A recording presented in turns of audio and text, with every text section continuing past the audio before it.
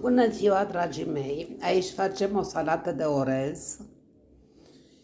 Aici avem piept de pui, morcov ras crud, castravete murat, ceapă roșie, gogoșar galben, verde și portocaliu.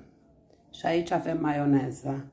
Am folosit 2 pungi de 125 de grame de orez care să fierbe 14 minute pe foc. Deci așa arată cutia.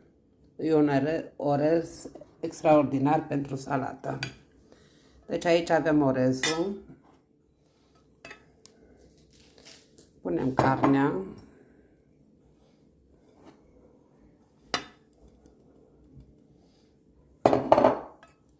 Aici am pus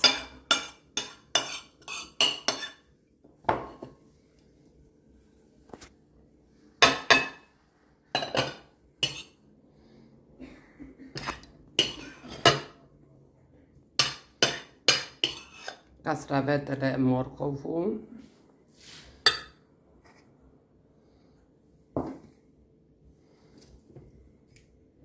aici punem ceapă, gogoșar, în 3 culori.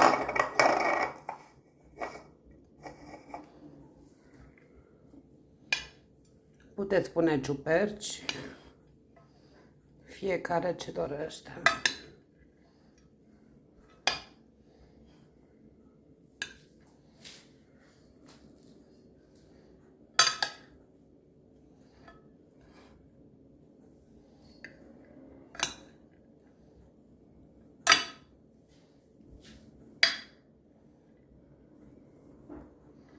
Puteți servi orezul așa cum îi, fără maioneză sau fără sos. E foarte bună.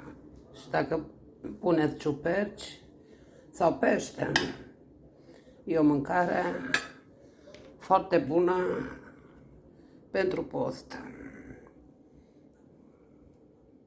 Mă punem maioneză.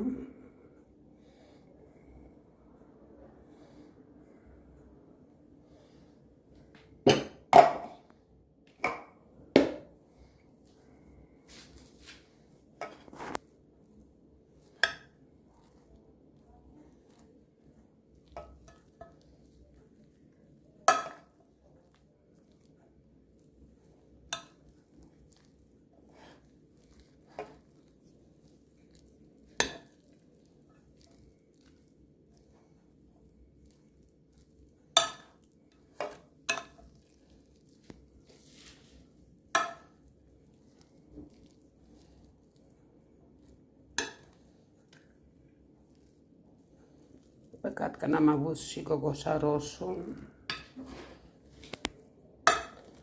Îi dădea o pată de culoare.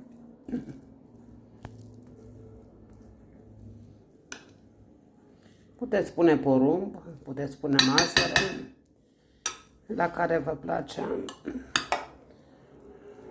La soțul meu nu-i place și gătesc după gusturile lui mai mult. Deci așa arată.